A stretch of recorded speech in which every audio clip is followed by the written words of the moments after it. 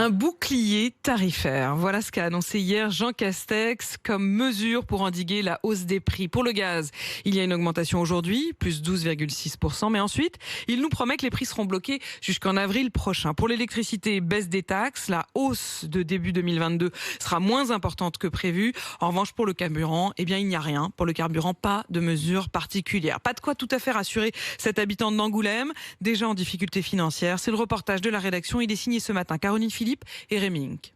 Ça règle pas le problème, ça ne fait que le repousser. Soulagée, mais pas vraiment rassurée. Anne ne peut pas payer ses factures d'électricité et ses annonces de Jean Castex ne règlent pas tout, loin de là. C'est une partie très importante du budget, parce qu'on ne peut pas vivre sans énergie. Si on me coupe l'énergie, déjà, je ne sais pas ce que je fais, surtout avec les enfants. Je ne sais pas ce que je fais. Ça fait partie du stress du quotidien. Désabusée, la mère de famille sait qu'elle n'est pas la seule. Aller dans la rue, oui. Se regrouper, de faire agir la solidarité, de manifester, de donner ses opinions, même si elles ne sont pas écoutées vers l'État, parce que je pense que la plupart du temps, elles ne sont pas écoutées. Anne a réussi à percevoir une aide de 1 000 € pour payer ses factures grâce à l'organisme Charente Solidarité.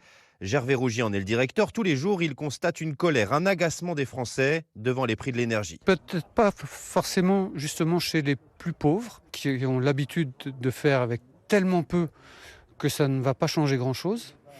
Mais ceux qui étaient à la limite, ceux-là se trouvent dans une situation nouvelle à laquelle ils ne s'attendaient pas. Et ils vont réagir par des façons différentes, soit aller dans la rue, soit voter d'une certaine façon, soit etc.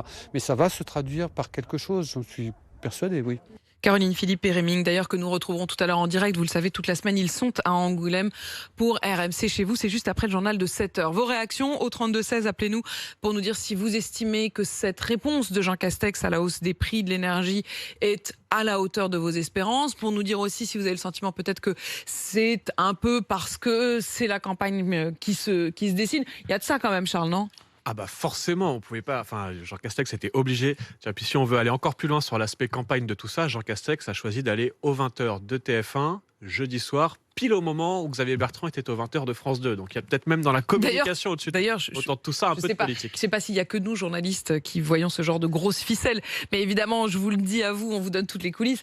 C'était quand même assez saisissant hier de voir que sur TF1, ils ont laissé traîner pour que l'interview de Jean Castex ne commence qu'à 20h18.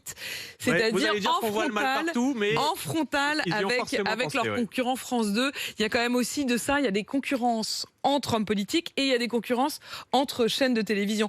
Nicolas, le fait d'avoir attendu la 5e hausse pour réagir, ils n'ont pas perdu un peu de temps ? C'était peut-être possible de l'anticiper, on peut le dire après coup, c'est facile, mais ce qui est évident, c'est que là, on allait dans le mur. En fait, il y avait quand même une prise de conscience sur cette augmentation, celle d'aujourd'hui, que c'était la 5e en 5 mois, enfin ou presque, et qu'il y en avait 5 autres qui allaient venir. Donc il fallait faire quelque chose. Et quand on a appris hier qu'en effet, il y aurait plus 15 normalement en novembre, c'était pas tenable, Emmanuel. C'est-à-dire si vous remettez l'ampleur des hausses récentes à l'échelle de l'histoire, vous êtes quasiment sur le 3e plus grand choc énergétique qu'on ait jamais connu. Après 73, le choc pétrolier, 82e choc pétrolier.